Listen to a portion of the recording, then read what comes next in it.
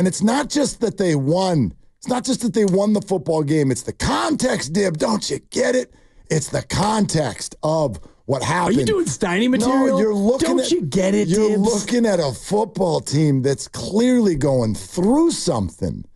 I know people don't like to hear injuries because everybody's got them. Seattle did too. But you're looking at a team that's trying to figure it out. They're trying to figure it out through a ton of adversity.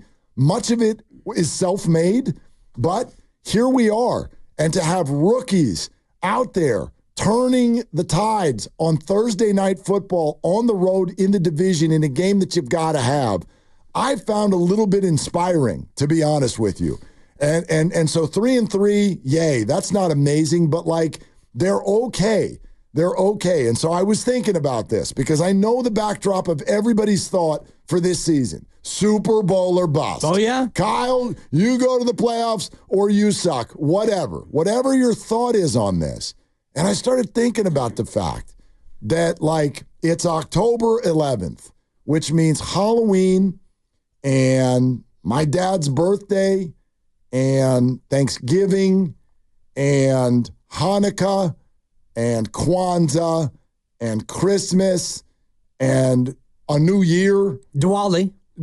Thank you. Let's see. Me turning 50. Oh, boy. A new president, both elected and inaugurated. In theory. An inauguration sensation. It might be. It could be another storming of the Capitol. Let's hope not.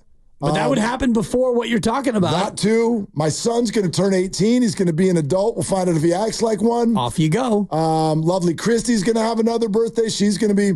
And nice. Well played. Then the Super Bowl.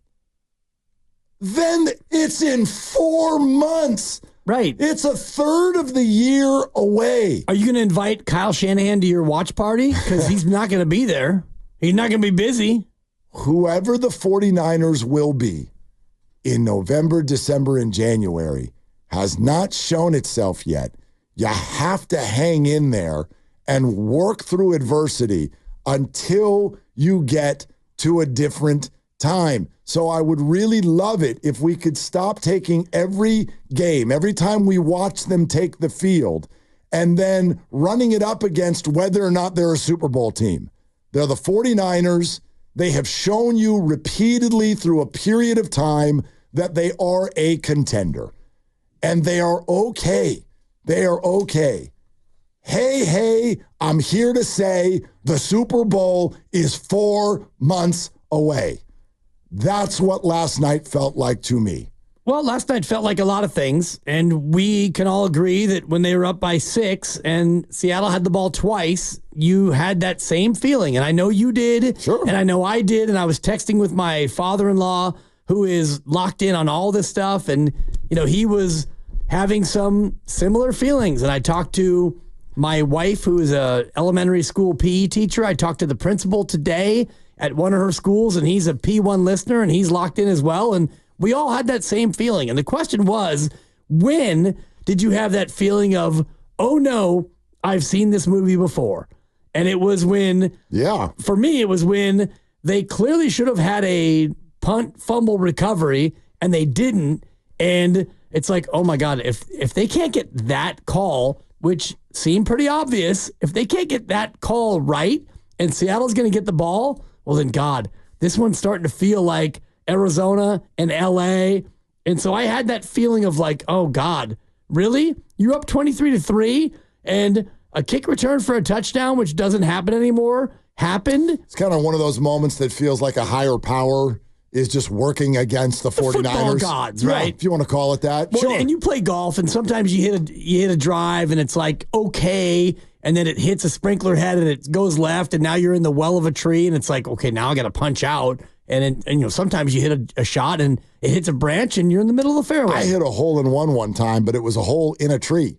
I'm not kidding you. The ball, like it was literally barely bigger than a ball, and I found the ball in the tree. I'm like, that's a good shot right there. Got to take a drop. Yeah, sometimes, sometimes. Look, and that's life, right? You're going to have stuff work against you, And I think it was the only time, because I broke my rule last night. You know me, the phone goes face down during the games because there's just too much action. But you texted me. I know, because I was that upset.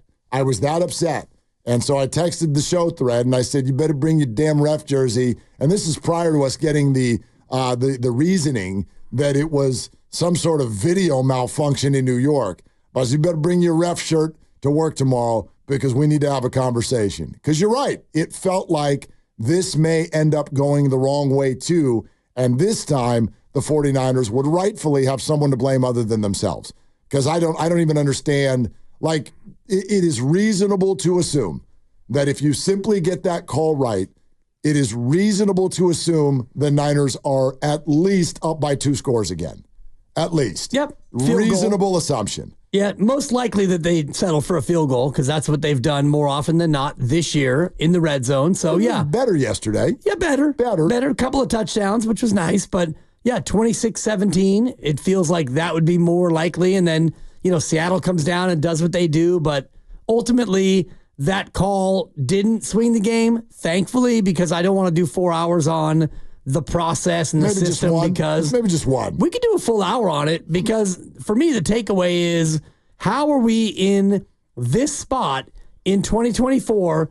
We could talk about replay across all sports, but really this one is the most glaring because you've got the technology and you've got how many cameras last night in the Amazon game? 25? 842. 30? Right. Yeah.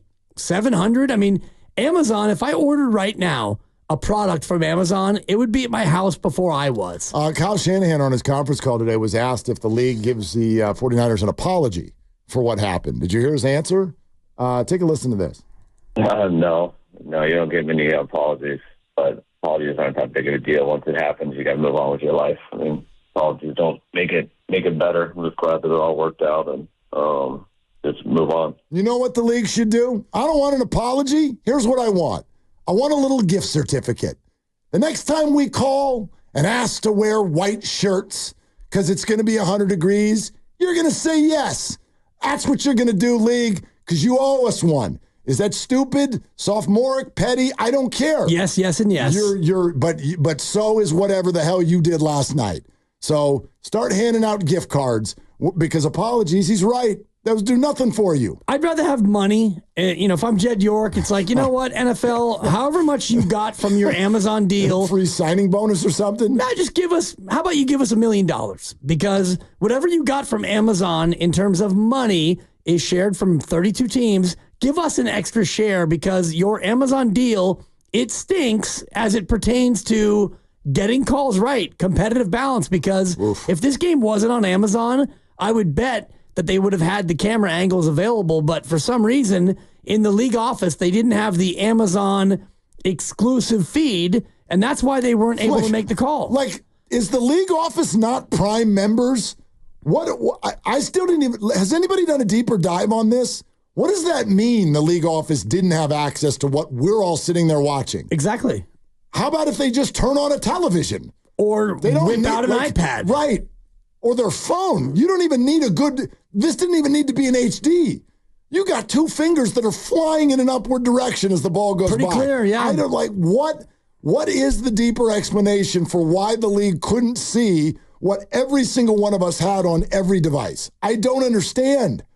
I don't get it. Well, the deeper explanation is the camera feed that showed the 2 fingers flying up. And there was one camera angle, maybe 2, I can't remember. But Deuce, yes. The league didn't have those cameras fed into their officiating epicenter. And that, to me, is the biggest issue. Does their epicenter not on the side just have a TV? Or not only do they not have a TV, do they not have like an Amazon Prime feed? Yeah. Do you have Twitter? Do you have Instagram? Like, honestly, that's why the more we sit here and talk about this, the more mind-boggling it is. Right. And you're right. I don't want the whole we're not going to do that. It's a Victory Friday. Yep. And we would love to know what sort of the sense is that you have after that. Is it relief? Is it excitement? Are you still not convinced because the Seattle made a run? 888-957-9570, George in Eugene. Hi, George. Thanks for calling Willard and Dibs. Hey, Thank you so much for taking the call, Mark Willard and Dibs. Can I get a squirt? Squirt. Dan Dibley here. Squirt. It's a throwback. Thanks, my friend. Yeah, that was awesome. The throwback is to Bill Walsh, and God love him for teaching me how football should be played, because the Niners are playing not to lose. They did it in the Super Bowl against Andy Reid. They're doing it now with not showing all of their plays. They have poor clock management as far as being aggressive, and then they end up with this close game, and it would not have been any kind of fingertip whatever. You get cheated all the time in calls. You lose because the game was close. Blow them out, it's no question. You're done. Well, but George, that's easier said than done. I'd love to know what specific drive you're talking about where you feel the Niners were playing not to lose. The first drive, I'd take the Arizona home game when they started passing the ball the whole time because it was too hot. No. Let's talk about last night, George. You were talking about last night. Forget the first 5 games. In Seattle's instance, at the end of the game, they did drive it to win, and I was very appreciative of that, not trying to lay up for a field goal. But they could have done more as far as positioning themselves to try for a more extravagant play. They keep running the mustard and ketchup. Get some A1 in there. Let's get some sriracha. Come on. And he holds it back for the end of the year because he doesn't want to show everybody his hand because he's afraid the big bad Andy Reid's going to design a defense around it. Screw it. Change it on the fly. Get a stick out there in the dirt. Draw up a play that's different than what you called. Make it happen. Come on. Well, George, you're certainly allowed your thought. It's an interesting one, though. Thank you so much for the call. Mustard and ketchup was pretty good last night. And sriracha, and a little bit of mayo. Yeah, sriracha. If you got that kind of a tongue, go for it. But in spots, yeah. But once again, fascinating because today's Friday. On Monday, they did not run the ball enough. Right. By Friday, when they do run the ball down another team's throat, and you literally have multiple backs go north of 80 yards. On Friday, now we need more sriracha sauce. And this is kind of my point. And I'm not even refuting what any of you feel about play calling. I simply have the belief now that in any 49er game, whatever they do, you all want the other thing to happen more. Sure. That even when they score 36 points and win a game, and at no point last night did I feel like the 49ers were overly conservative. Did you? No, not at all. And I look at, what they did in typical fashion. They got the lead and then they ran it, and then you lost your running back, and then you had your backup, and then you had your third stringer, who's really your fifth stringer because you don't have Elijah Mitchell or CMC. So even though you have your fourth and fifth string running back, you still ran it. And Isaac Guerendo goes for 76 yards when you're trying to salt away the game. I don't know what we're expecting from Kyle Shanahan.